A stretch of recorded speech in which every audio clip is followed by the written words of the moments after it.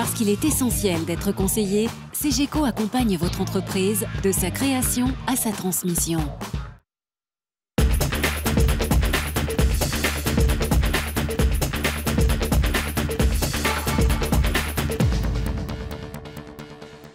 Bonjour et bienvenue dans Lyon Décideur, depuis la Chambre de commerce et d'industrie de Lyon, dans le cadre du 6e prix Acteur de l'économie et CJD de l'esprit d'entreprise. Dans un instant, nous allons retrouver le lauréat, le grand prix de cette année, Guillaume de Citre. Bonjour. Bonjour. Mais tout de suite, coup de projecteur sur le Salon des entrepreneurs qui a lieu donc cette semaine avec son fondateur, son créateur, Xavier Kergal. Bonjour. Bonjour. Alors on dit souvent que un salon est le reflet d'une tonalité économique, d'une conjoncture économique. La tonalité cette année du Salon des entrepreneurs, c'est quoi? C'est plutôt l'amorosité ou bien alors le volontarisme des chefs d'entreprise? Non, il y a un côté volontariste. Alors il y a toujours celles et ceux qui vont créer des entreprises parfois par défaut, parce qu'ils ont un parcours professionnel avec un accident éventuellement.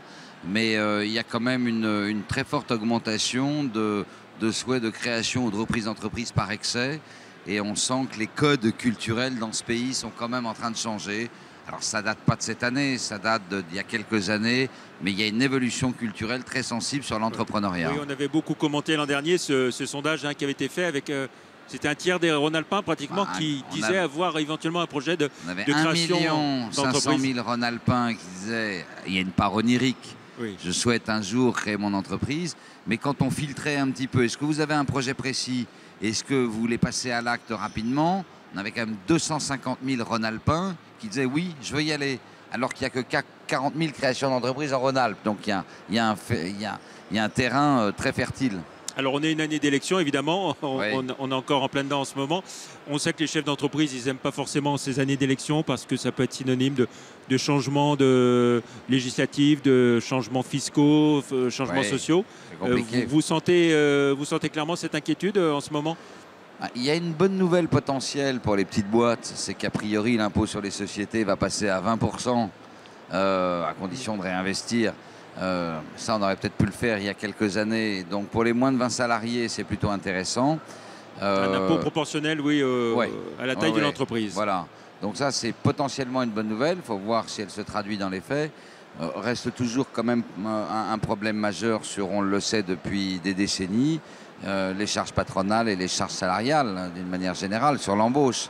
Donc la petite boîte qui a 3, 4, 5 salariés, qui doit payer plein pot 50% de charges patronales. Donc sur les charges, c'est pas très clair et c'est vrai que les entrepreneurs ont un petit peu peur de ce qui peut leur tomber dessus en matière d'augmentation des charges. On parlait de création d'entreprise au tout début de cette émission. Comment est-ce qu'elle se porte, la création d'entreprise en France et puis dans cette région en Rhône-Alpes? En France, très très bien, puisque je regardais les chiffres des 4 premiers mois versus ou en comparaison des 4 premiers mois de l'année dernière, plus 3,5%. Ou 3,2 je crois, et la région Rhône-Alpes à 3,5. Donc la région s'en sort bien. On n'a plus de problème sur le nombre de créations d'entreprises, sur les volumes. La France est le pays dans le peloton de tête maintenant sur le plan européen. La problématique... Après, le problème, c'est celle qui passe le cap des 5 ans. 2 ans, 3 ans, 4 ans, 5 ans. Où là, on a un vrai problème, on est en retard. On a des problèmes de financement, des entreprises, enfin on va en parler certainement, mais la 2e, 3e, 4e, 5e année est très importante et d'aller trouver le kérosène qu'il faut mettre dans la machine alors qu'on n'est pas encore forcément au seuil de rentabilité. Donc ça c'est un vrai sujet et on va pas mal en parler pendant ces 2 jours de salon. Voilà, et puis vous allez aussi pas mal parler de numérique et puis ça fera le lien aussi un peu avec Guillaume de Citre.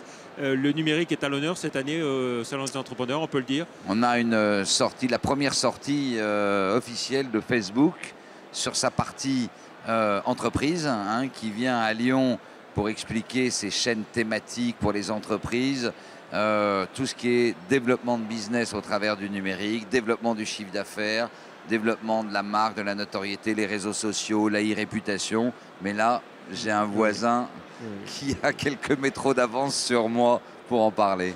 La caractéristique de cette région aussi, c'est le fait que le monde économique, le monde politique travaillent bien ensemble, les élus. On a l'occasion de le voir avec aussi le lancement du hub de la finance régionale. Qui va effectivement se concrétiser demain pendant le jeudi, c'est ça, pendant le salon. Oui, non, mais c'est une région en matière d'accompagnement de la création, du développement, de la transmission et de la reprise, c'est une région exemplaire. Et je peux vous dire qu'on en voit pas mal de régions, que ce soit Colomb, Kéran, ceux avant, peut-être ceux après, j'espère, etc. Là-dessus, ils ont tout mis en place pour avoir un accompagnement vertueux. Et on veut voir qu'une seule tête et ça marche. Oui. Vous évoquiez les changements de fiscalité pour les très petites entreprises. On a beaucoup critiqué, ou entendu critiquer le statut des auto-entrepreneurs. Il va y avoir un aménagement là aussi sur les auto-entrepreneurs. C'était déjà une problématique avant. Il ne faut pas qu'il y ait une concurrence déloyale, notamment sur des professions d'artisans ou de commerçants. Ça a toujours été un sujet. Ça représente relativement peu d'auto-entrepreneurs. C'est à la marge 10, 15, 20% des volumes d'auto-entrepreneurs sur plus d'1 million d'auto-entrepreneurs. Ne nous leurrons pas, ne racontons pas d'histoire. Dans le statut d'auto-entrepreneur, il y a beaucoup de compléments de revenus.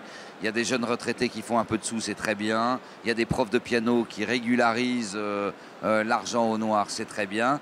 Et il y a 15% d'entrepreneurs potentiels pour demain, c'est une bonne chose. Voilà.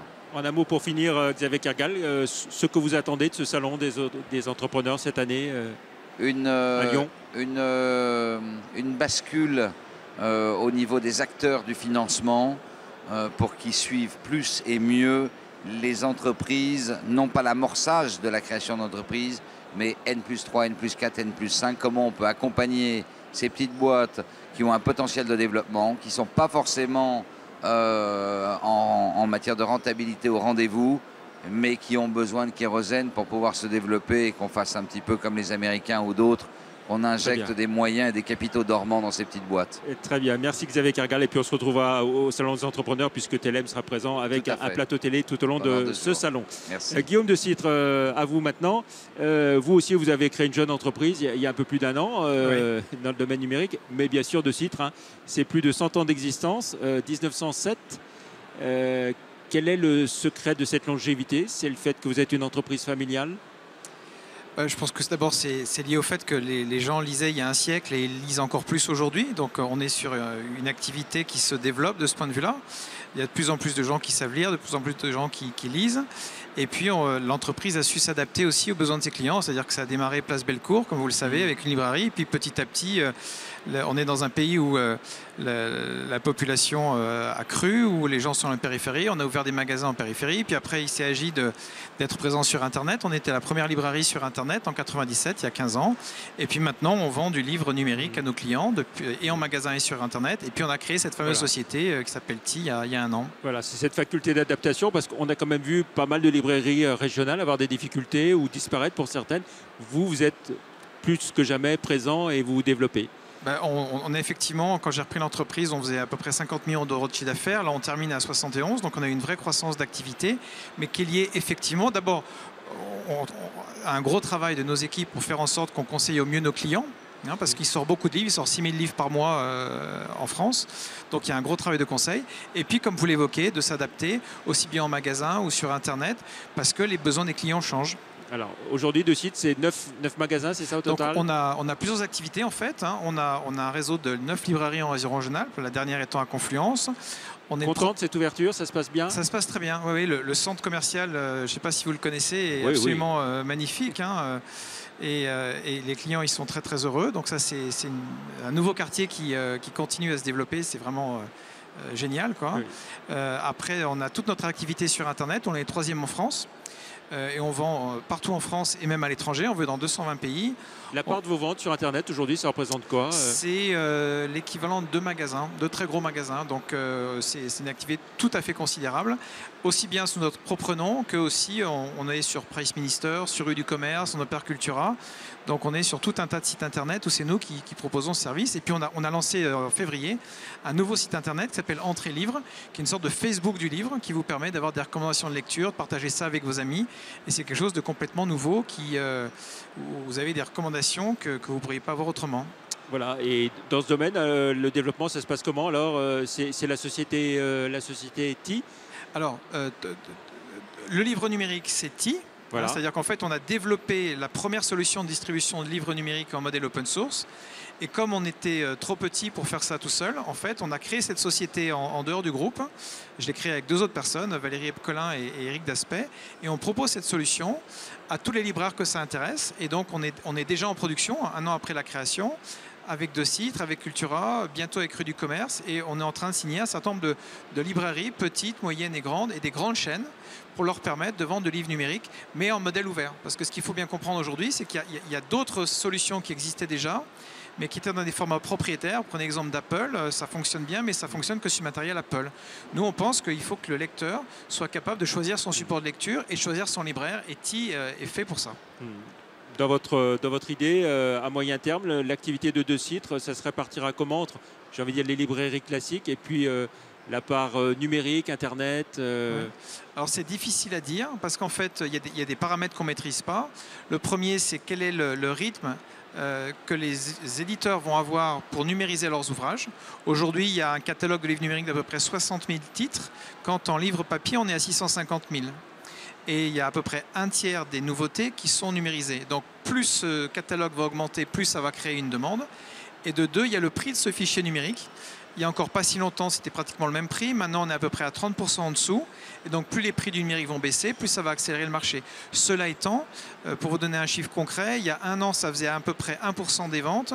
Et les ventes de livres numériques en France ont été multipliées par 8 en l'espace d'1 an. Donc, on est sur des rythmes de progression extrêmement importants. Voilà. Aujourd'hui, De Citre, c'est combien de salariés au total C'est 400 personnes. 400 personnes sur la région. Ouais. Sur la région. Voilà. Ouais. Et puis, alors, d'un mot pour conclure, Guillaume De Citre, que représente ce prix Acteur de l'économie, ce grand prix que vous venez de recevoir C'est un grand honneur, c'est un grand plaisir, évidemment pour moi, pour l'entreprise que je dirige, pour toutes les personnes qui la composent, parce que c'est une forme de reconnaissance. On est tous ensemble dans ce magnifique endroit. Et c'est qu'une étape, puisqu'on a encore énormément de choses à faire pour faire évoluer ce métier. Mais c'est aussi, je dirais, le plaisir de partager ça avec vous, avec tout le monde, et on est très heureux. Très bien. Merci beaucoup, Guillaume De Citre. Merci, Xavier Cargal. Et puis, bravo pour votre salon, c'est superbe. On se retrouve donc au Salon des entrepreneurs tout au long de la semaine avec des diffusions d'émissions tournées là-bas sur le plateau TLM. Merci, au revoir, à la semaine prochaine.